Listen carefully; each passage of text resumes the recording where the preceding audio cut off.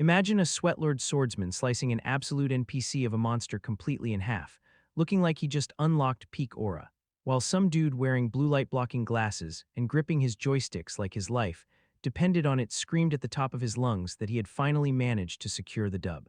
It was a wild scene where literally everyone wearing goofy-looking special glasses and holding over-engineered plastic devices was aggressively controlling their digital avatars, proving to the entire world that society had officially entered a dystopian era of virtual reality, where human potential was limited strictly by how much credit card debt someone was willing to incur to buy the latest gaming hardware.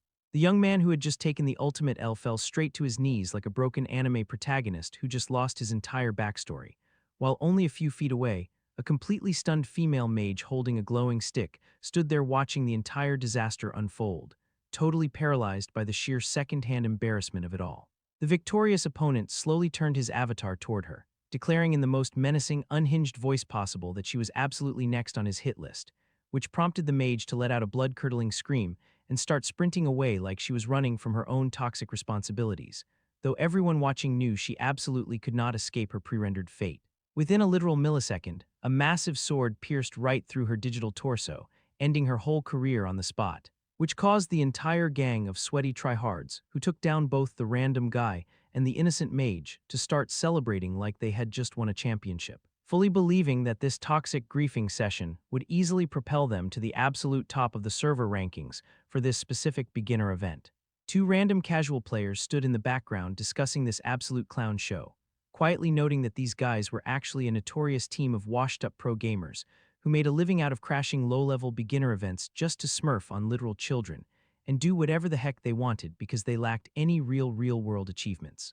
In this specific game, known to the streets as Negative State Online, a character's physical abilities were directly tied to their actual real-life capabilities, meaning that if someone was a couch potato in reality, their avatar would move like a dial-up internet connection, which made it hilarious that this entire gang of digital vandals was currently standing there completely oblivious to a high-velocity arrow flying straight toward their leader's throat.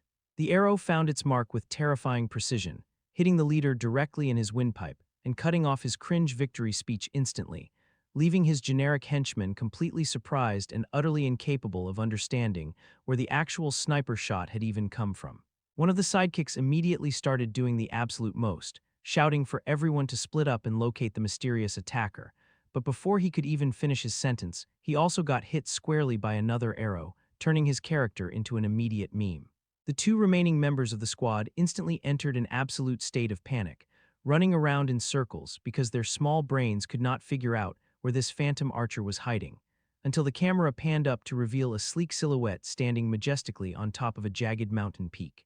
It turned out to be a mysterious black-haired guy coolly holding a bow and a quiver full of arrows, looking like a budget version of Megumi Fushiguro from Jujutsu Kaisen, proving himself to be the exact same archer who had just single-handedly humbled the most toxic gang on the server. Meanwhile, shifting back to the depressing reality of the corporate grind, a young man wearing generic glasses stood awkwardly in a brightly lit office, clutching a sad, cheap bouquet of flowers like he was a contestant who just got voted off a reality TV dating show, softly saying goodbye to his coworkers and mentioning that it had been an absolute pleasure working with them over the years. The people sitting at their dual monitor setups did not even bother to look up from their screens, completely ghosting his entire existence as a heavy, suffocating silence hung over the entire office like a bad cloud of corporate despair. The truth was that our glorious protagonist had officially quit this company, deeply convincing himself that it was vastly better to leave on his own terms with an ounce of dignity, rather than waiting around to be brutally fired by a management team that did not even know his middle name. That was just how the harsh reality of the modern world operated, especially since he had spent his entire youth working in a hyper-niche department that was dedicated to developing retro-style games, which were considered absolute ancient artifacts these days as the relentless march of time moved forward toward hyper-realistic graphics.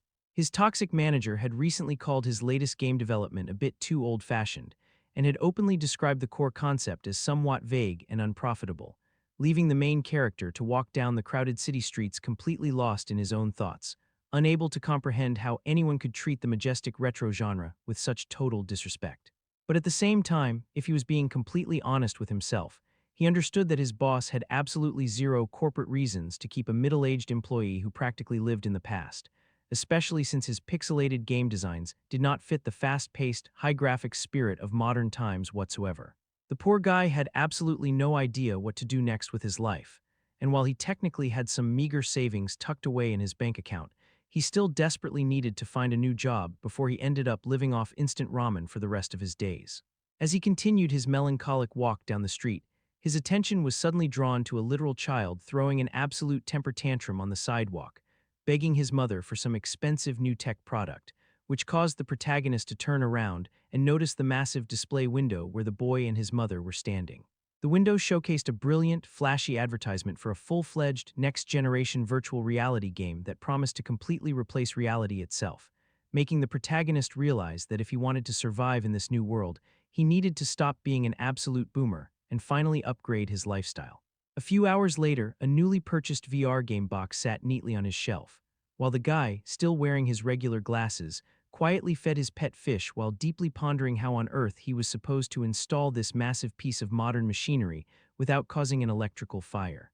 A highly specialized, expensive gaming chair was now completely set up in the middle of his tiny room, looking like a piece of equipment stolen straight from the Tokyo Jujutsu High basement, representing the ultimate gateway to the most popular game on Earth that currently drew in millions of players daily. He knew very well that the modern gaming community had the attention span of a goldfish, meaning that if they got slightly bored, they would instantly migrate to another game, making users behave exactly like a massive school of migrating fish chasing the next big trend on TikTok.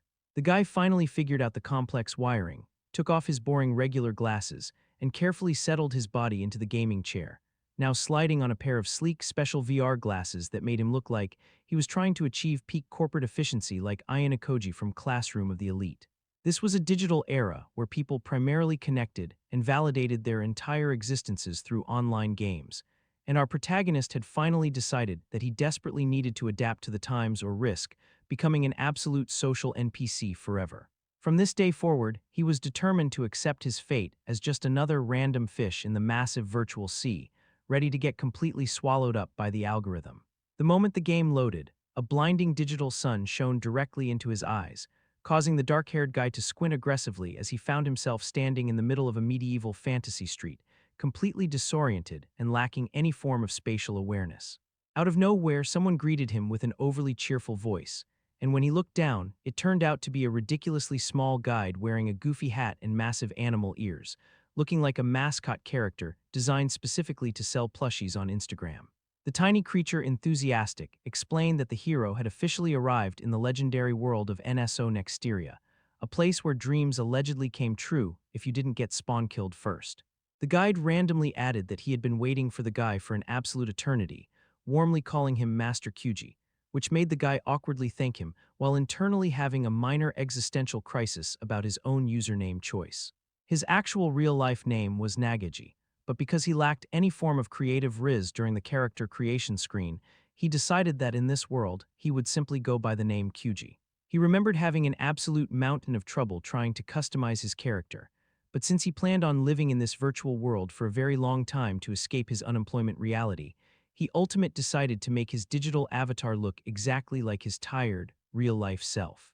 The enthusiastic guide pointed a tiny paw toward a nearby public park and informed him that weapons and skills could actually be freely used within the city limits, which was a wild game design choice. He quickly added that other players would not take any actual damage within the safe zone, but he highly advised against experimenting with his moves in public if he wanted to keep his secret abilities hidden from potential haters and clouters. The protagonist was genuinely and pleasantly surprised by this revelation, realizing that he hadn't fully grasped just how terrifyingly realistic everything was in this world, from the ambient breeze to the textures on the digital pavement. His deep thoughts were abruptly interrupted by the guide, who had suddenly paused his dialogue script to ask him a crucial question, requesting that he finally choose one of the three classic starting professions, which were the archer, the warrior, or the majestic mage. The guy was systematically told that each specific profession came packed with its own unique stats, specialized equipment, and powerful skills, though the game offered a highly generous grace period where he could freely change his profession within 3 days of his very first login. The guide also casually mentioned a massive plot armor mechanic, stating that he literally could not die during these first 3 days. The protagonist's imagination immediately went into overdrive, and he began picturing himself fighting massive high-level monsters while being completely invincible, basically visualizing himself as Gojo Satoru executing a flawless domain expansion against low-level trash mobs. Lost in his own absolute delusion of grandeur, he dreamed about how completely awesome and viral his combat clips would look if anyone were to post them on social media. Deciding that he desperately needed to check his actual power levels, the guy swiped his hand to open the main information panel, expecting to see some hidden main character stats that would make him the chosen one. Instead, the screen revealed a completely mediocre chart where all of his character's strengths and weaknesses were displayed in brutal, unedited detail, looking like a report card of pure disappointment. While carefully examining his basic data, the protagonist noted that a specific stat called Spirit wasn't entirely clear to his old-school gaming brain, but he figured he would just study that technical stuff in the future when he actually became relevant. Suddenly, a soft, melodious voice called out to him from behind, causing him to spin around on his heels like a nervous teenager. Three incredibly beautiful young girls were standing directly before him, smiling brightly and inviting him to join their exclusive team, causing Kyuji to instantly blush like an absolute anime trope while scratching the back of his head in complete surprise. He noticed their absolute high-tier aesthetic and awkwardly stammered that he wouldn't mind joining them at all, though he was deeply curious as to why these stunning girls had chosen an old-looking guy like him specifically out of a crowded plaza. The girl wearing a fashionable witch hat explained with peak customer service energy that they desperately needed a fourth person on their team to satisfy the game's strict dungeon queue requirements before they could go into a real battle. With an incredibly sweet, almost manipulative smile, she also noted that the guy looked secretly powerful and carried themselves with the aura of an undercover high-ranker, making the main character internally rejoice as he felt like his hidden anime protagonist abilities were completely obvious to the naked eye. Agreed pretty quickly to the arrangement and called the other girls over, while our protagonist privately vowed to show these youngsters exactly what a former veteran of the game industry was capable of achieving on the battlefield. However, cut to the actual battlefield, and the poor guy was already completely unable to keep up with the girls' basic walking speed, panting heavily like a broken leaf blower and pathetically begging them to wait up for him. He miserably noted to himself that while the game was supposed to replicate one's real-life physical stats perfectly, he could not control his digital body for the life of him, leading to the horrifying, unhyped realization that he was simply too old and out of shape for this modern gaming era. Suddenly, one of the girls screamed a frantic warning, shouting that an aggressive enemy was heading straight for his position at high speed. The protagonist turned his head only to see a literal rabbit with massive, terrifyingly sharp teeth hopping towards him like a demon straight out of a horror movie. Attempting to channel his inner warrior spirit, Hyuji drew his basic starter sword and prepared for what he thought would be an epic cinematic battle sequence. Breathing heavily like he was running a marathon in jeans, he loudly declared that he would personally take care of this monster, fully believing that this would be his ultimate breakthrough moment. The rabbit, apparently offended by his weak aura, let out a high-pitched scream and lunged directly at the main character's face with maximum disrespect. The guy swung his sword through the air with a massive, dramatic theatrical motion, fully expecting a clean slice, but he missed completely, looking like an absolute clown as the rabbit calmly dodged his attack midair with minimal effort. The monster opened its terrifying maw and instantly sank its sharp fangs deep into the main character's neck, causing Hyuji to let out an incredibly unmasculine scream of pure, unadulterated agony.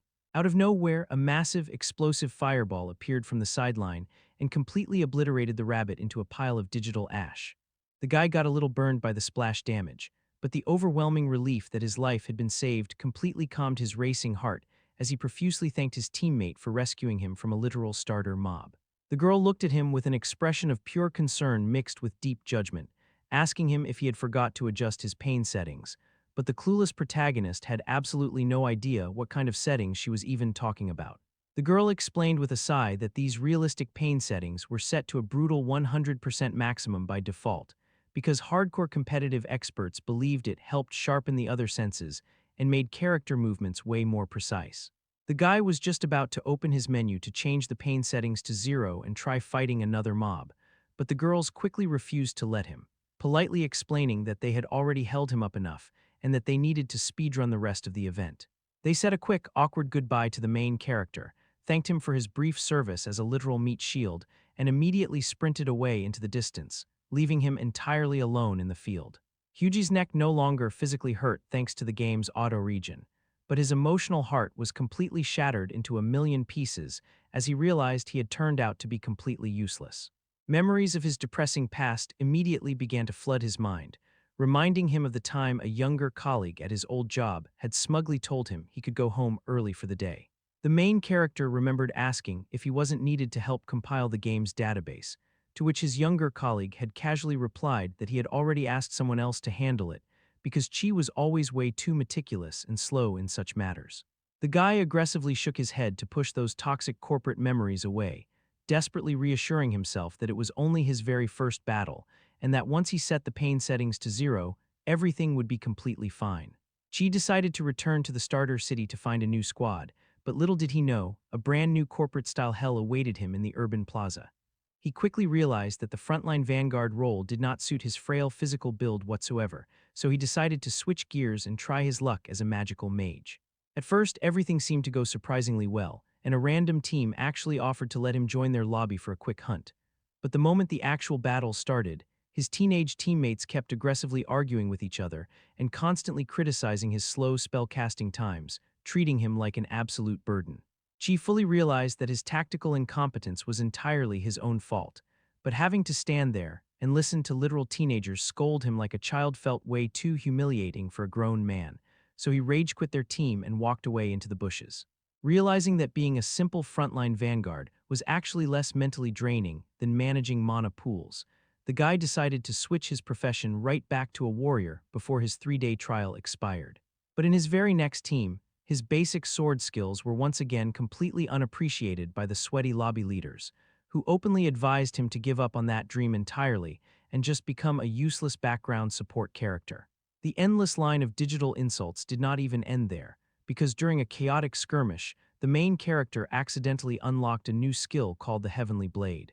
At first glance, it sounded like a high-tier, overpowered anime move that would give him instant riz, but the hilarious problem was the exact method of how he had acquired it. After constantly missing his targets over 50 times in a row, the game's pity system had literally awarded him a new skill out of sheer desperation to help him hit something. The entire team laughed at him hysterically in the voice chat, with one teammate openly stating that he would never be able to get a skill that embarrassing in his entire life, jokingly calling the main character an ancient old man while slapping him hard on the shoulder. Chi honestly couldn't tell if they were making fun of his entire existence or genuinely praising his dedication, especially since skills in this game were famously awarded not just for leveling up, but also for one specific, unique play style. Feeling completely roasted, he left that team as well, openly admitting to himself that modern online games and their toxic communities genuinely terrified his soul. Once again, Chi found himself trapped in a loop of his own depressing memories, visualizing the exact moment he had brought his formal resignation letter to his boss's desk. Looking down at the paper with complete indifference, the boss had actually asked him what his name was again, proving that Kyujin Nagai was so utterly irrelevant at the company that upper management didn't even recognize him. He had been completely determined to quit back then, telling himself he would stand strong even if his boss tried to desperately persuade him to stay for the sake of the project.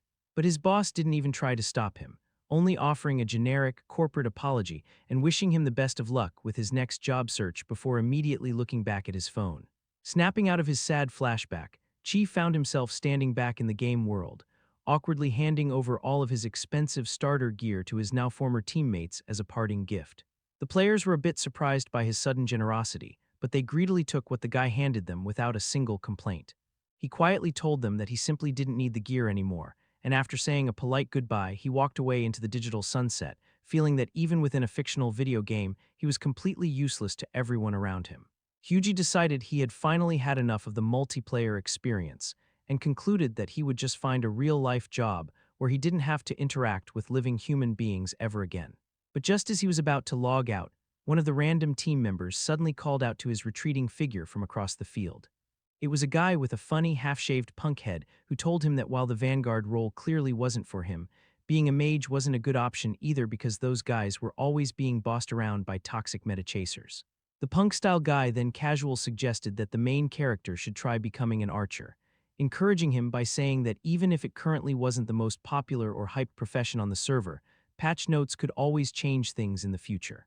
QJI listened to this advice with wide eyes, feeling a tiny spark of hope ignite within his soul, and decided to give the game one last chance by transforming his class into an archer. He bought a basic bow and a set of arrows from a local vendor, but as he held the wooden weapon in his hands, he looked at his updated profile and genuinely couldn't understand what kind of stats he was looking at. He had tried his hand as both a warrior and a mage, and absolutely nothing had worked out for him, so he figured following another random player's advice couldn't possibly make his situation any worse than it already was. But after carefully checking the backend system files, he quickly realized exactly why this specific profession was completely dead and unpopular among the player base. Hugie noticed that compared to every other specialized profession in the game, the archer class possessed incredibly balanced, flat stats with absolutely no outstanding strong points or high damage modifiers whatsoever. The only minor advantage the class had was a slight boost in base movement speed, but he considered that completely useless for someone like him who preferred to stand still and panic during a fight. The poor guy had only one single shred of hope left to him, and that was a highly unique, weird status modifier that appeared at the bottom of his character sheet. He knew that for a warrior, the unique stat was Spirit, which heavily increased their core defense and physical attack stats during a brawl. For a magical mage, the unique stat was a Miracle, which gave them a random percentage chance to massively boost their spell effectiveness and critical attack damage. And for the neglected archer class, this unique, mysterious status modifier was simply listed as Range. Breathing heavily and sweating through his shirt, Chi ran through the dense starter forest, trying to find a test subject to see if his new class was complete trash or secretly broken. He finally managed to locate a monster roaming around a clearing, but the problem was that it looked a bit too large and intimidating for a level 1 player. Still, wanting to test exactly how effective this range stat truly was in practice, he decided to adopt a mindset where nothing ventured meant nothing gained. He carefully drew his bowstring back, took a shaky aim, and prepared to shoot his very first arrow. The system interface popped up to explain that the archer's unique status meant it literally increased arrow flight range by 1 single meter, which was then multiplied by whatever specific numerical value the player invested into the stat. Aiming directly at the massive monster's head, he confidently released the arrow, but instead of a majestic hit, the arrow traveled a few feet and stuck pathetic into the dirt ground nowhere near the target. The guy instantly realized that he absolutely could not hit anything from this safe distance with his current garbage stats, and he immediately considered increasing the numerical value using his saved level-up attribute points. Watching the scary monster slowly leave the clearing, he still hesitated for a brief second, but ultimately decided to dump his points and upgrade his range stat to see what would happen. He drew his bow back once more and fired, and this time the arrow flew straight through the air and hit the monster right in its scaly leg. Chi immediately started to celebrate like a child who just won a prize, but the giant monster, heavily feeling the annoying hit, slowly turned its massive head directly toward his location. The beast let out a roar and began aggressively chasing after our protagonist, who immediately flipped his lid and started fleeing for his life through the bushes, frantically trying to figure out what his next move should be. As he ran for dear life, his inner gamer brain started calculating exactly how many extra meters would be added to his total attack range once he managed to reach level 10. Chi thought about what his overall combat stats would look like if he managed to acquire a high-tier bow that possessed a natural increase in base range. If he could maximize this setup, he would theoretically be able to shoot monsters from an absolute mile away while remaining completely unnoticed by the enemy AI, achieving the ultimate dream of victory without ever having to engage in a real fight. This cowardly, campy strategy suited his lazy personality perfectly, as he wouldn't even need to hold his breath or dodge attacks. He just had to stand on a distant hill and lazily bombard his enemies like a human drone strike. He drew his bowstring again while sprinting, turned around, and took another wild shot that miraculously pierced the monster's shoulder. The protagonist noted to himself that compared to standard meta players, he would always severely lack raw firepower and flashy damage numbers. Therefore, he made the ultimate executive decision to focus 100% of his build on pure, unadulterated shooting range. He knew he would have to rely heavily on high-tier weapons and specialized skills later on to make up for his low damage, but he confidently thought that wouldn't be a major problem if the enemies could never physically reach him.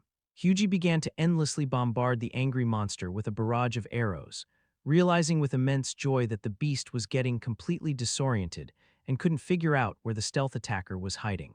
He had officially found the single best strategy for his play style, and as he let another arrow fly, he recalled that he hadn't felt this amazing sensation in an incredibly long time. He had completely forgotten what it felt like to have fun, specifically the pure joy of testing his own wacky game design ideas in practice, and seeing them actually work against the system.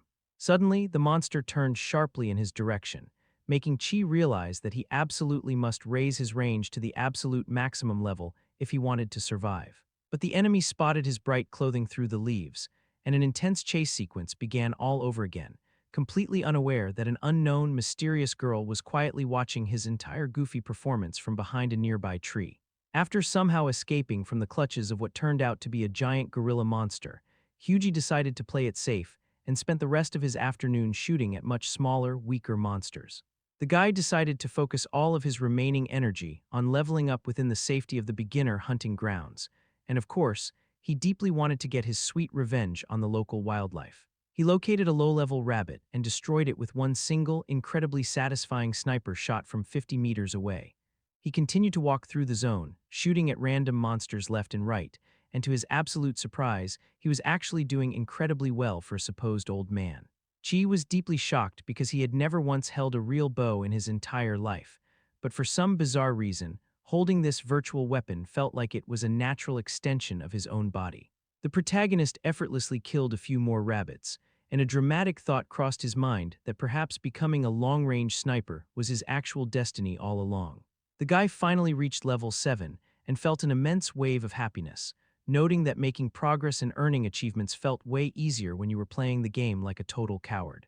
He decided to hold off on upgrading his stats for a bit, planning to invest all of his saved attribute points at once so that the sudden jump in his range effect would be drastically more noticeable and satisfying. Meanwhile, the mysterious short-haired girl behind the tree was still stealthily tracking his movements, deeply curious as to how long this random guy planned to stay in the beginner zone, leveling up on literal rodents. Suddenly, a massive shadow loomed over the clearing, and Hughie found himself running away from a genuinely terrifying, enormous bear monster that looked like a high-level raid boss. Even within the supposed safety of the beginner grounds, there were hidden dangers that could easily reset a player's entire progress. Looking back at such a horrifying, bloodthirsty monster, the guy began to seriously doubt the game's map labeling, wondering how on earth this beast counted as a beginner mob. He firmly believed that any sane person should run away from such a huge monster rather than trying to fight it, and he even began to doubt whether his slow legs could escape its tracking range. The massive bear closed the distance with terrifying speed, and its roaring reflection was already clearly visible within the guy's wide, terrified pupils. The monster let out a deafening roar that shook the screen, but Chi decided that he wasn't going to give up and lose his progress without a proper fight. In a moment of pure adrenaline, he knocked 3 arrows into his bowstring at the exact same time, aiming them directly at the bear's wide-open mouth as it lunged forward. The projectiles flew straight down the beast's throat, and with a dramatic swing of its clawed paw, the massive bear stopped dead in its tracks, collapsing directly in front of the guy who was now lying flat on the ground in pure exhaustion. Hughie had somehow managed to defeat his strongest opponent yet, and the game system immediately rewarded him with a rare new item drop. He proudly praised his own quick reflexes, loudly wishing that those beautiful, toxic sorceresses from earlier could see him absolutely clearing high-level content all by himself. To make things even better, the guy received a prompt notification that he had unlocked a brand new skill as an achievement reward, which was titled the Close-Range Arrow. Looking around the empty forest, the protagonist wondered where on earth he could safely test out his newly acquired combat skill. Turning his head, he spotted a remarkably large, tall tree that looked like the perfect sniper nest. Breathing heavily like an old engine, he finally managed to climb all the way to the very top branch, where a breathtaking, beautifully rendered digital sunset unfolded before his eyes. This stunning view immediately brought back fond memories of his youth, making him wish he could stay logged into this world forever. But he ultimately decided it was finally time to call it a day and wrap up his gaming session. The guy realized he had leveled up quite a bit and now possessed 10 unassigned stat points sitting in his menu. Without a single shred of hesitation, he dumped every single point directly into his range stat, causing his status information screen to flash brightly. He was now officially a level 9 archer, and his total attack range had been permanently boosted to an absurd value of 25 meters. Sitting comfortably on the high tree branch, Chi carefully pondered his insane range capabilities and his rapid leveling progress, eventually deciding that he absolutely needed to test his new close-range arrow skill on a live target.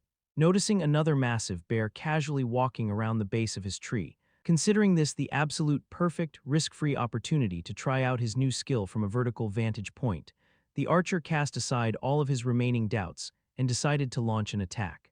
Aiming down his sights like a professional gamer, he activated the close-range arrow skill and smoothly released the taut string.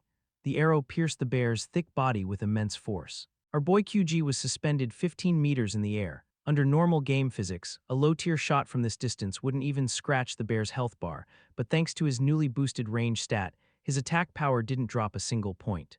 The bear let out a terrifying, threat-level roar, but then completely froze like an NPC running on 2 kilobytes of RAM, instantly collapsing to the dirt.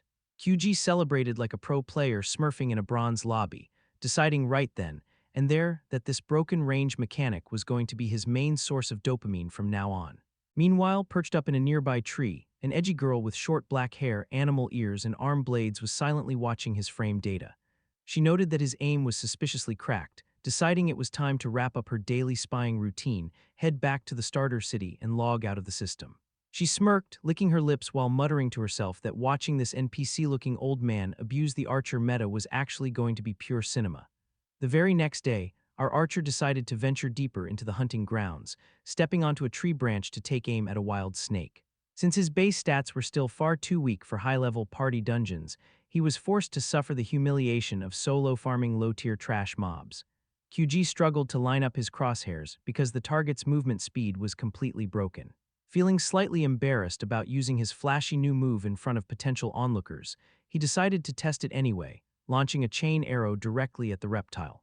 The projectile proceeded to violently ricochet off 5 different trees like a pinball machine before miraculously slamming directly into the snake's face.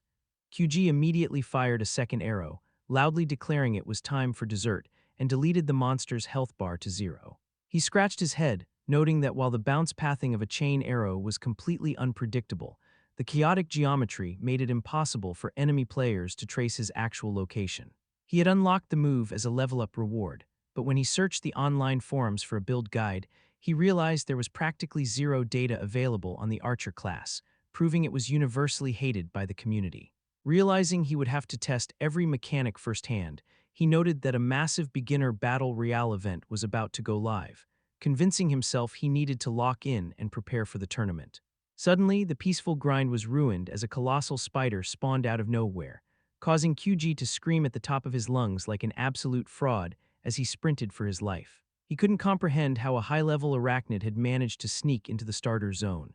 Pressing his back against a tree trunk, he frantically yelled at the monster to stay away from his hitbox, but his sweaty hands slipped on the bark, sending him falling straight toward the ground. In midair, pure survival panic took over, and QG managed to draw his bow string and aim directly at the approaching spider.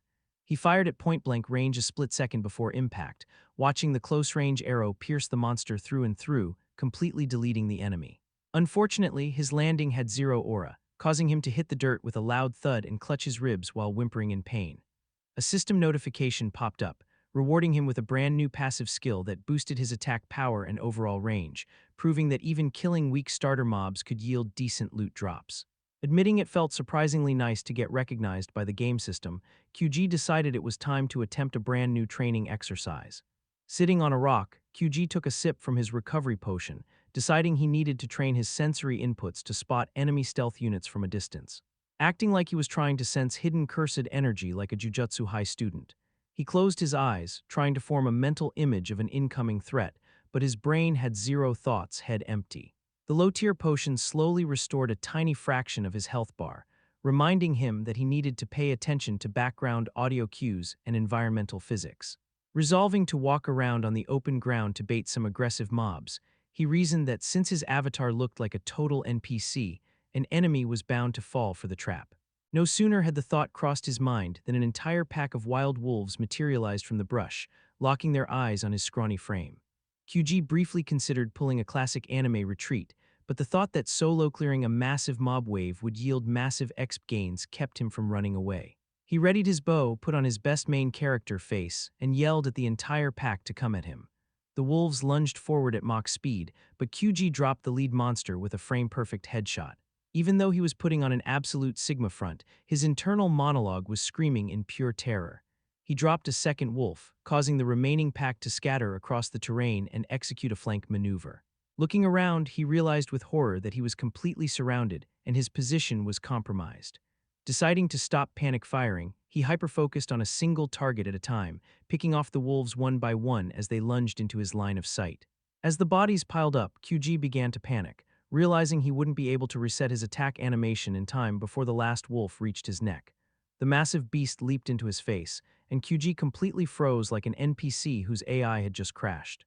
Trying desperately to calm his racing heart, he reminded himself that this was just a virtual reality game, meaning that even if his health bar hit zero, he wouldn't actually die in real life. It would just be insanely frustrating. Suddenly, his life flashed before his eyes, triggering a depressing workplace memory from his real life. In the flashback, a young female coworker asked him for help debugging a massive line of code. QG offered a polite smile, promising he would do his absolute best to fix the issue. However, at the end of the grueling workday, QG approached her desk to apologize for not finishing the task in time, only to discover she had already handed the assignment to another male coworker hours ago without telling him. Laughing it off with the rest of the office, the woman casually remarked that QG was just a backup plan anyway, adding that if the other guy couldn't handle the task, an outdated boomer like QG obviously stood zero chance.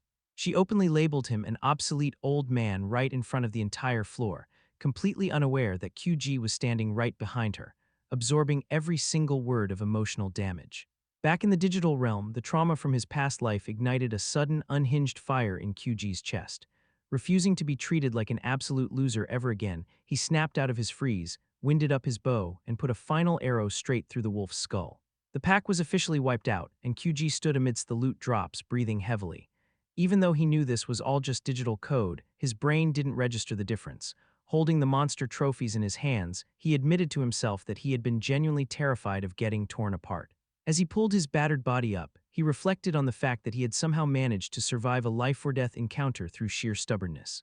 Meanwhile, watching his desperate victory from a high ledge, the girl with the animal ears tossed a wolf fang in her hand, chuckling to herself and calling the archer an old man with negative aura.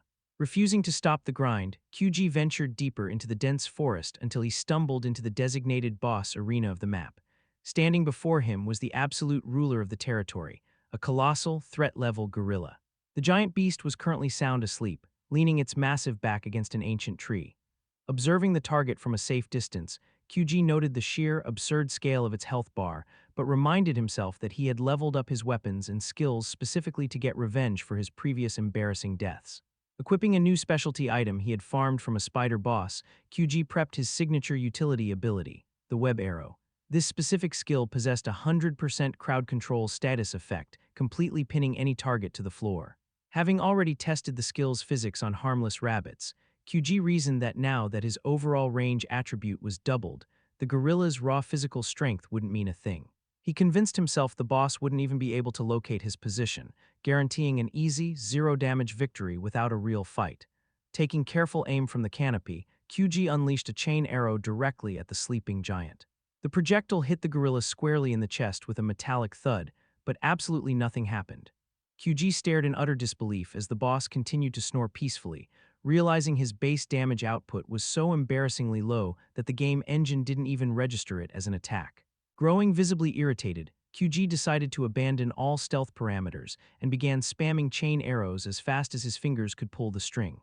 Arrow after arrow bounced off the beast's thick fur, yet the gorilla remained fast asleep like a boomer taking a Sunday nap. Bending over to catch his breath, QG checked his user interface, realizing with horror that his stamina bar was down to its final 25%. Suddenly, the massive ground began to tremble as the boss finally registered the tickled damage. The gorilla slowly stood up to its full height, entirely unaware of the scrawny archer hiding in the branches above. Looking closer, QG spotted a strange, brown mass clutched in the monster's giant fist, a bizarre object emitting a foul stench with a swarm of actual digital flies circling above it. QG's brain completely short-circuited as he realized with absolute disgust that the boss was holding a handful of its own freshly spawned feces. Before his mind could process the biohazard threat, the gorilla wound up its arm like that one gorilla titan and yeeted the projectile straight toward the ground.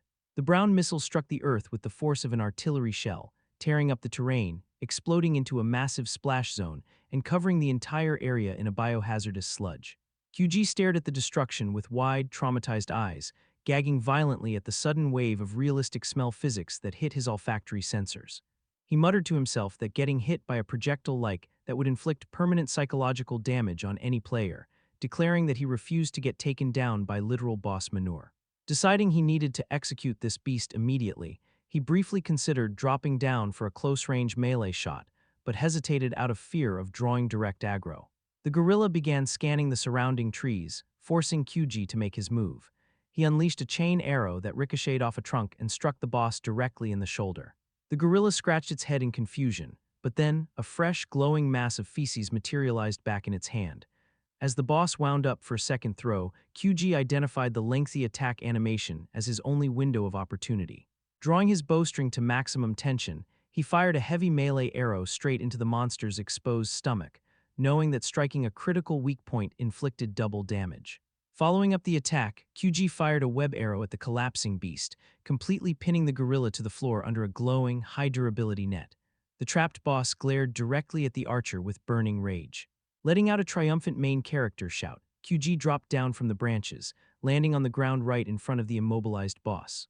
Flashing a cocky smile, he prepared to deliver the final stylish execute, but right as he raised his bow, the gorilla casually grabbed the glowing strands of the magic net with its bare hands and began violently tearing through the crowd control effect like tissue paper. QG's cocky expression instantly shattered into pure panic. Cursing at the top of his lungs, he began panic-firing close-range arrows as fast as his hands could move, spamming every single offensive cooldown on his hotbar with his eyes squeezed shut.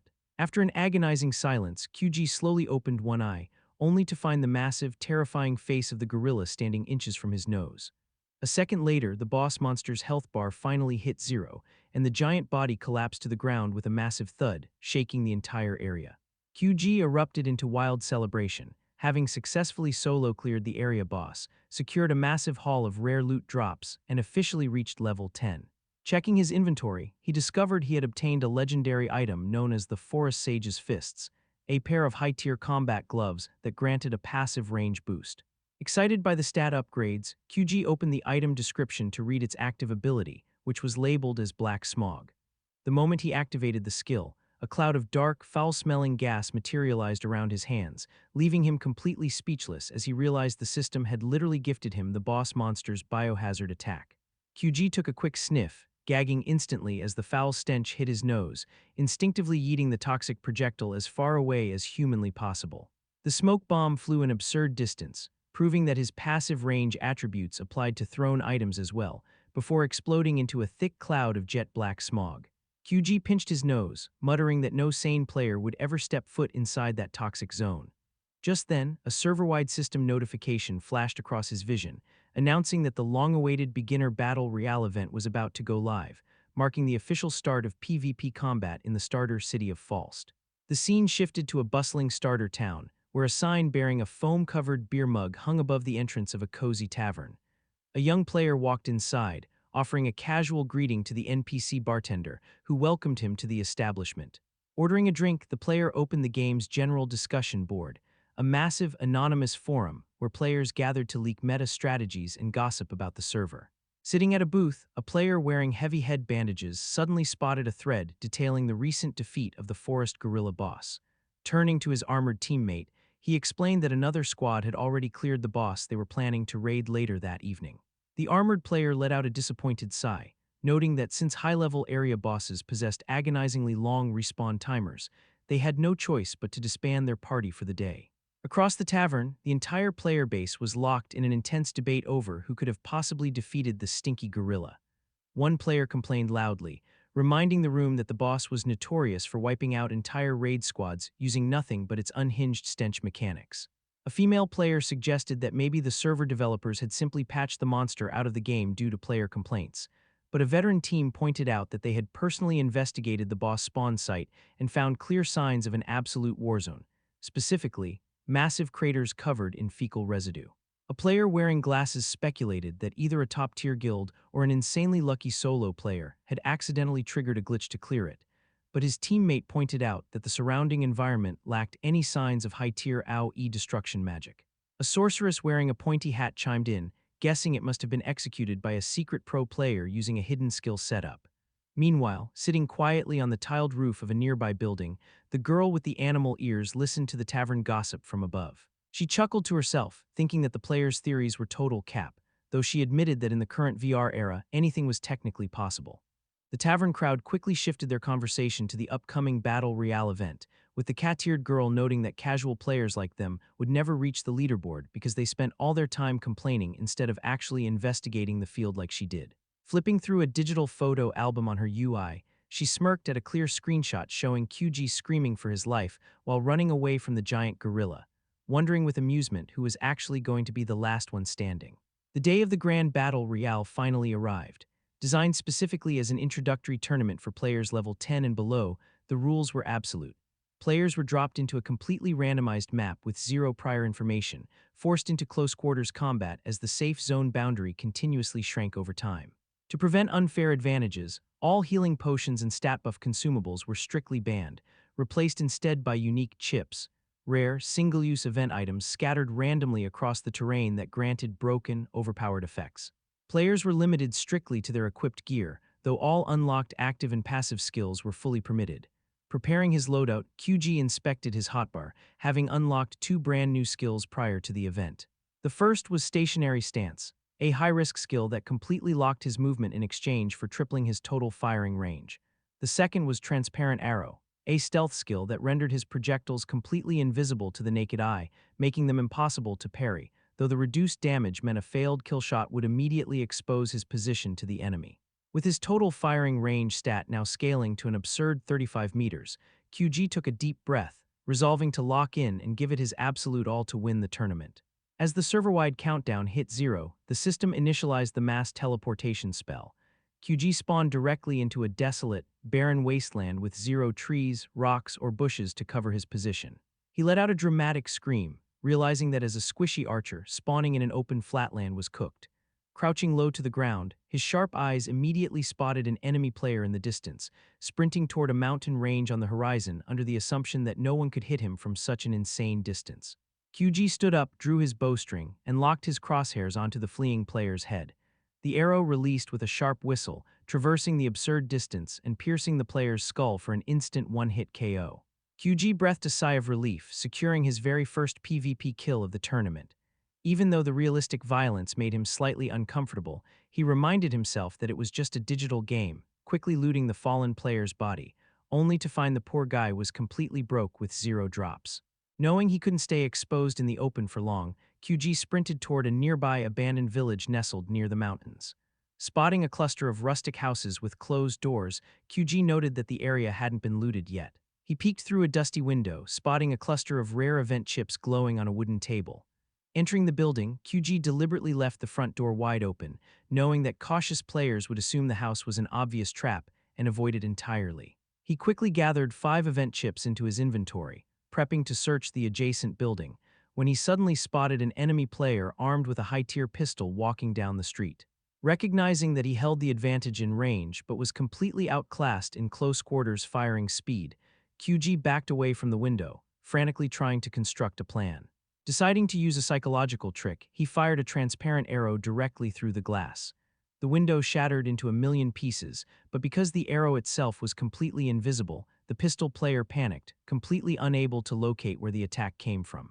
As the confused player turned to run, QG stepped into view, winded up a close-range arrow, and put a shot straight through the enemy's spine, dropping the player instantly and securing his second kill. QG let out a massive sigh of relief, eager to collect the dropped loot. Spotting another potential target lurking nearby, QG tried to bait the player out using a fake item drop, but after 30 seconds of absolute silence, he realized his anxiety was playing tricks on him. Suddenly, a player covered in heavy, high-tier iron armor stepped into the street, clearly believing his massive defense stats made him completely invincible to normal attacks. QG smirked, deciding it was time to drop some main character energy. Leaping out of the second-story window directly above the armored player, QG unleashed a web arrow in midair, pinning the heavy knight to the dirt under a glowing magic net. The pinned player yelled in frustration, demanding to know what kind of cheap strategy was being used against him. QG landed softly, knelt down, and pressed the tip of a pointed arrow directly against the knight's forehead. The trapped player instantly broke character, screaming for mercy and desperately offering to hand over every single item and event chip in his inventory if QG spared his life. After collecting the loot drops, which included 2 new event chips, a magic mine, and a short-range teleportation spell, QG continued navigating through the abandoned town. Suddenly, the audio of a heated argument echoed from a nearby alleyway. Peeking around the corner, he spotted a male player trying to patch up his injured female teammate. The female sorceress frantically asked who had ambushed them, and her partner gritted his teeth, revealing that the attackers were a notorious squad of toxic pro players known across the server as Mad Slime. The main character observed the scene in confusion, wondering why a team of high-level pros was lurking in a beginner tournament. The injured player yelled out the truth, explaining that the toxic squad was intentionally griefing new players to clear the entire lobby and take the #1 spot on the leaderboard. Suddenly, the gang of bandits emerged from the shadows, grabbing the helpless sorceress while laughing like cartoon villains, boasting that they had a special event chip reserved just for her. The girl begged them to let her go, but the toxic players merely mocked her tears. Meanwhile, the squad's leader, a blonde-haired player, had tied up the male knight and was casually sitting on his back like a lawn chair. The tied-up player tried to deliver a heroic anime speech, yelling at the bandits to stop jumping a single girl and face him in an honorable one-on-one duel. But before he could finish his monologue, the leader violently stomped his boot onto the back of his head, telling him to shut his mouth. A dark-skinned bandit with tied-back hair stepped forward, demanding that the pinned player hand over all his event chips in exchange for their lives. Realizing he had zero leverage, the knight surrendered his entire inventory, including a highly coveted speed dash chip. True to his word, the bandit leader released the female sorceress, who immediately scrambled to her feet and sprinted away in pure terror. The white-haired squad member looked in her direction, telling his team to stop trolling and pursue the target for extra exp. The terrified girl looked back, realizing the squad of 4 was closing the distance at Mach speed. Watching the entire dramatic scenario unfold from a high stone ledge above the alleyway, QG slowly drew his bowstring to maximum tension, locking his crosshairs directly onto the back of the bandit leader's head, deciding that even cruelty should have a limit. Below him, the toxic, mad slime bandit cheered like a total hater, screaming that a support unit without a frontline vanguard was complete trash, completely failing to notice a glowing arrow flying straight at his head like a heat-seeking missile. Someone watching from the bushes caught the entire frame data sequence right as the arrow landed, wounding the toxic leader directly in the neck. The remaining bandits were hit with pure shock, frantically looking around the map as they realized an enemy player was locked onto them, completely underestimating our archer's unhinged range stat. Standing in the far distance, QG locked his crosshairs onto his next target, the guy who was currently screaming at his team to locate the sniper. QG released a chain arrow that instantly deleted another bandit, dropping his health bar to 0. The remaining 2 gang members entered absolute panic mode, completely unable to trace where the shots were coming from or figure out where the archer was camping. Suddenly, the blonde-haired squad leader barked at his team to shut their mouths because his audio settings picked up a strange noise. In a split second, an invisible player sliced through the air between the bandits, dealing heavy damage to the guy wearing glasses. Everyone in the server was stunned by the sudden spawn of this invisible phantom unit, including QG himself, who watched from his sniper perch as a flurry of rapid claw attacks began to rain down on the remaining bandits. The toxic gang members barely managed to dodge the sharp metal blades, with the white-haired leader noting that his new opponent possessed elite movement speed. Meanwhile, QG stared through his scope, realizing the situation was cooked. His auto-aim was completely useless against an invisible hitbox. The bandit in glasses kept screaming that he couldn't keep up with the target's ping, while the blonde leader frantically tried to parry the strikes until the mysterious player finally materialized. The invisible attacker revealed herself to be the cat-eared girl with long arm blades, smirking as she declared that the toxic bandits weren't getting away alive. Deciding it was time to rejoin the lobby fight, QG prepped his next shot. The blonde leader cursed out loud and lunged at the cat girl, but she easily dodged his attack with a frame-perfect sidestep. Behind them, the bandit in glasses tried to leap away from an incoming arrow, only to trip over his own feet and slam into the dirt, groaning in pain. Meanwhile, the catgirl launched an unhinged barrage of claw strikes at the blonde leader, screaming about how much she hated toxic griefers like them and promising to delete their accounts. The white-haired bandit barely managed to parry her attacks, completely flabbergasted by her speed.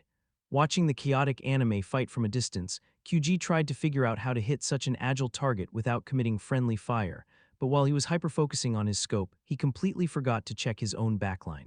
Berating himself for letting his guard down like an NPC, QG heard a sinister laugh behind him as the bandit in glasses emerged from the shadows, boasting that the old man was about to learn a lesson about messing with their guild. But right as the bandit took a step forward, his boot triggered a glowing red indicator on the ground. He had stepped directly onto a magic mine trap. Shaking like a leaf while holding an event chip in his hands, QG asked the bandit what that funny glowing light under his foot was supposed to be. The confused enemy only managed to ask why QG was flashing a smug main character grin before the landmine violently detonated, blasting the bandit straight out of the server. Instantly, a system alert popped up, confirming 6 total player kills on QG's stat page. The archer let out a breath, realizing his short-range teleportation spell had saved his life by instantly blinking his hitbox out of the splash zone. Scanning the battlefield from his high vantage point, QG noticed the cat-eared girl had completely vanished from the area. He wondered if she had successfully eliminated the second bandit, or if they had wiped each other out in a double KO. Suddenly, shouting echoed from the valley below as surrounding players called out to each other, having heard the massive landmine explosion. Recognizing that getting jumped by a massive mob of players would ruin his win streak, QG decided to pull back and continue climbing higher up the mountain map. Ahead of him, he spotted a massive stone tower sitting at the base of a neighboring peak, surrounded by a rushing river and dense forest terrain. As he made his way toward the structure, QG continued picking off wandering players along the path, watching his kill counter tick up from 16 to 17. Realizing the player density on this map was absurdly high, he finally reached the summit and stood before the entrance of the stone tower. Finding the main door locked, QG deduced that high-tier event chips were likely hidden inside the building. Deciding to set up an absolute sniper camp, QG headed for the roof while planting a magic mine right at the front entrance as a proximity alarm. Even without looting the interior chips, his passive stats were scaling to absolute levels, boosting his total firing range stat to a whopping 200 meters. Reaching the top of the spiral stairs, QG realized that having a massive range stat in a battle royale was an absolute cheat code, noting that with his stationary sniper stance activated, he could theoretically snipe players from a full kilometer away. Standing atop the tower roof like an anime final boss surveying his domain, QG declared that his absolute killing show was officially going live. Spotting an unsuspecting player walking through the valley below, QG activated his stationary stance, locked his bowstring, and released an arrow. The surprise sniper attack caught the player completely off guard, instantly deleting him as the system confirmed kill number 18. QG immediately loaded another arrow, proceeding to systematically pick off players one by one across the entire map. QG noted that the most problematic opponents were the calm, focused players who quickly calculated his trajectory and began rushing the tower. QG smirked, realizing that having enemies head straight for his location actually played directly into his hands, as long as he kept them from reaching the stairs. The tower sat in the middle of a massive open plain with zero cover, meaning even if players managed to reach the base, he could easily pick them off as they funneled up the narrow staircase. System notifications flooded his screen in rapid succession: 20 kills, 21 kills, 30 kills, and finally 40 kills. Upon reaching 50 total kills, a massive server notification announced that QG had officially taken the #1 spot on the tournament kill leaderboard, unlocking a legendary new skill called Sniper's Eye. Sniper's Eye passively doubled his visual zoom distance based on his current range stat, a reward granted for repeatedly abusing long-range snipes to eliminate targets. Thrilled with his new cheat code skill, QG tested it out immediately, instantly dropping player number 51. Looking down through his enhanced vision, he saw a massive, angry mob of players converging on the tower from all directions as the safe zone boundary began shrinking directly around his building. The entire lobby had collectively decided to jump the sniper. Looking down at the angry horde, QG accepted his fate, deciding that whether he liked it or not, he was going to fully embrace the role of an absolute villainous old man. Stepping one boot onto the ledge of the tower, he activated his stationary stance and unleashed a multi-target chain arrow directly into the crowd. The chaotic bounce geometry decimated the mob, triggering an explosive system alert reporting 124 kills. Following up with a close-range heavy arrow, QG dropped another player, triggering a stat rank upgrade that permanently added +10 to his attack and range stats whenever he equipped a bow. Laughing to himself that the upgrade arrived just in time, QG loaded 4 arrows simultaneously into his bowstring, unleashing a barrage that registered 129 total kills. Observing his stamina bar draining, the remaining players launched a frantic assault up the tower, but the system granted QG another new skill. Shouting that the game developers were literally ordering him to win, QG aimed his bow straight into the sky and activated multi-shot. The players below looked up in absolute horror as a terrifying rain of digital arrows showered down upon the entire zone, catching everyone completely off guard and bumping his kill count to 139. Multi-shot allowed the user to instantly fire up to 10 arrows simultaneously within their range limit. Spamming the skill a second time, QG watched the system counter hit 148 kills. Gearing up to spam the move a third time, QG's sharp eyes suddenly caught a specific player standing at the base of the tower. It was the leader of the toxic, mad slime gang, holding a massive whip in his hand and glaring up at the roof with pure, unhinged rage. QG watched him closely, recognizing the player instantly. The gang leader screamed up at the tower, asking if QG was the random trash who had dared to wipe out his squad earlier. QG denied the allegation with a smirk, thinking to himself that the guy's squad members were literally begging to get deleted, before aiming an arrow directly at the leader's chest. The Mad Slime leader violently snapped his whip, deflecting QG's incoming arrow in midair, a high-level parry that caught QG completely by surprise. Enraged, the leader gripped his whip tightly, swearing he would never forgive the archer. QG noted to himself that the guy actually possessed legitimate high-tier mechanics, proving he wasn't a total casual in VR combat. Realizing he had zero chance in a close-quarters duel and running out of tactical options, QG decided his only strategy was to keep spamming arrows to maintain distance. QG unleashed a rapid-fire stream of projectiles at the whip wielder, but the guy flawlessly parried every single arrow with effortless precision. No matter how fast QG pulled his bowstring, his opponent remained completely untouched. Laughing mockingly, the gang leader asked QG how much longer he planned on shooting his little toy bow, furiously declaring that he would never allow a random casual to win the tournament. QG realized they were stuck in an absolute stalemate, knowing that as long as he kept the guy at bay, the leader couldn't deal damage. But the gang leader suddenly flashed a sinister smile, asking QG if he really thought he was safe on that roof. Suddenly, a thick layer of acidic slime began flowing down the leader's arm, completely enveloping the whip from the handle to the tip. With a violent flick of his wrist, the leader announced that his new slime-coated whip possessed an extended attack range. The glowing, acidic whip shot upward toward the roof at Mach speed. QG reacted by the skin of his teeth, firing a point-blank arrow directly at the tip of the whip. The arrow pierced the slime, causing acidic sludge to splatter across the roof. Covering his face, QG admitted he couldn't believe his opponent was hiding such a broken trump card, while the leader laughed maniacally at his successful offensive push. Now forced onto absolute defense, QG barely managed to dodge a series of rapid whip strikes as the leader barked at him to get on his knees and beg for mercy. Wondering if he should cancel his stationary stance to regain his mobility, QG frantically searched his brain for a counter-strategy until a fundamental game rule crossed his mind. Drawing his bowstring, QG altered his targeting logic. Instead of aiming at the acidic tip of the whip, he targeted the physical leather handle of the weapon itself. The gang leader smirked, assuming QG was trying to use the physical recoil to create a gap in his attack cadence, and tried adjusting his attack timing.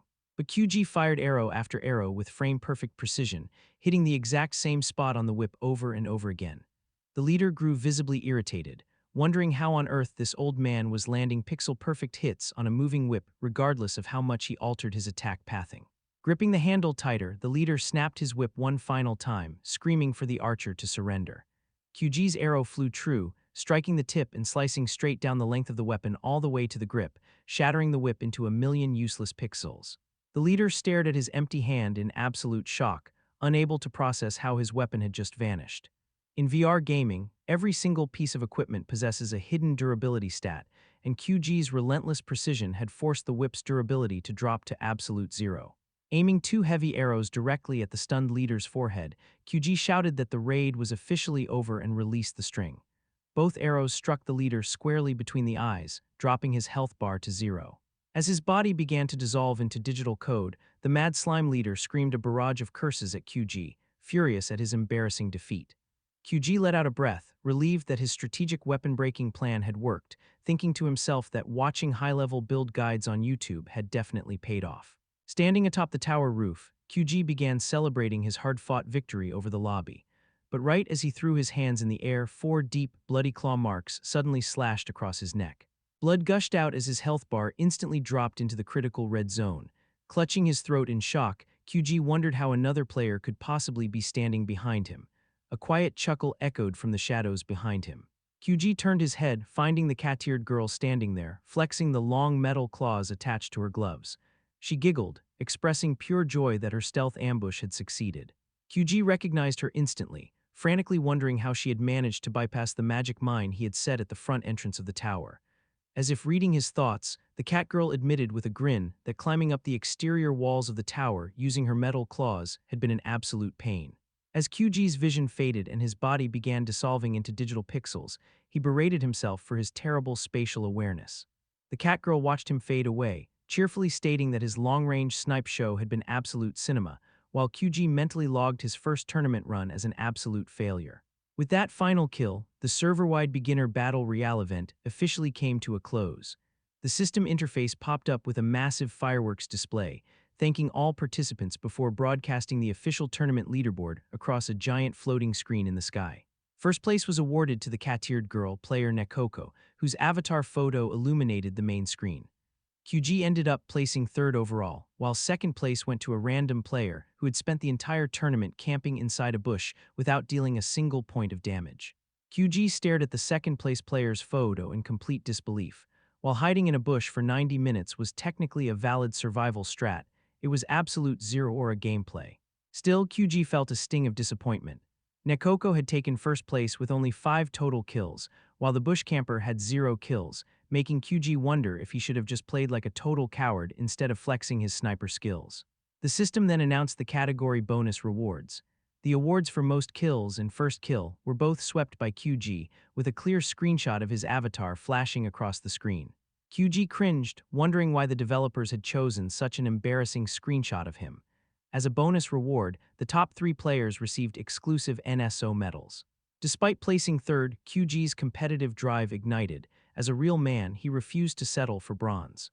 Clenching his bow in his hand, a burning fire of motivation flared in his chest as he vowed to take the #1 spot in the next event. Meanwhile, back in the tavern, the leader of the Mad Slime gang slammed his fist onto a table, screaming to his stream chat that the first official NSO PvP event for beginners was dropping soon. Pulling up his menu UI, he showed off an event poster, declaring with pure cope that his squad would crush the souls of all the pathetic newcomers and reclaim their spot at the top of the rankings. However, the comment section under his video was an absolute toxic wasteland, with players relentlessly mocking the gang for hyping up their squad only to completely fumble the bag and fail to land a single member in the top 3. Commenters laughed at their excuses, stating that karma had hit them like a truck and calling them total frauds who got destroyed by a literal beginner. The Mad Slime leader sat in his chair with his head down, clutching his fists and swearing absolute vengeance on the archer who had humiliated his entire brand. A day later, QG was casually strolling through the streets of the starter city, still feeling slightly annoyed by his third-place finish, but admitting to himself that the tournament had provided valuable data. Surrounding him, crowds of players were chatting and showing off their event loot. QG analyzed his performance, realizing he had managed to rack up a massive kill count simply by keeping enemies at a distance, and his only fatal flaw was letting players close the gap into melee range. He concluded that his sniper build was fully viable, and he just needed to keep grinding his mechanics. Walking up to a glowing counter, an NPC clerk greeted QG, explaining that her station was the official NSO medal exchange shop. QG decided it was time to upgrade his gear and skill tree, pulling up his balance of 209 event medals, a massive payout earned primarily from his record-breaking kill count. However, looking at the exchange rates, he realized prices were absurdly high, meaning he needed to spend his currency wisely. After scanning the shop menu, QG realized he didn't care about flashy cosmetic armor or trendy weapons. Spotting a specific set of high-tier passive skills, he pointed to the screen and told the clerk he would take those. The clerk offered a polite smile, processing the transaction. With his new skills equipped, QG decided he needed to farm a high-tier weapon replacement, heading out toward a new Rocky Canyon zone where online forums rumored legendary gear drops could be found. Walking along a narrow cliff path surrounded by massive stone pillars, QG thought to himself that if the forum leaks about hidden gear drops turned out to be fake news, he would just laugh at his own credulity. Stopping near a suspicious pile of autumn leaves, he opened his UI panel to search the area. Lowering his head, he let out a sigh, concluding that the forum post was total cap. But right as he turned to leave, his boots felt a strange shift in the terrain below. Without warning, the ground beneath his feet completely collapsed, and our archer went falling straight into a dark underground pit.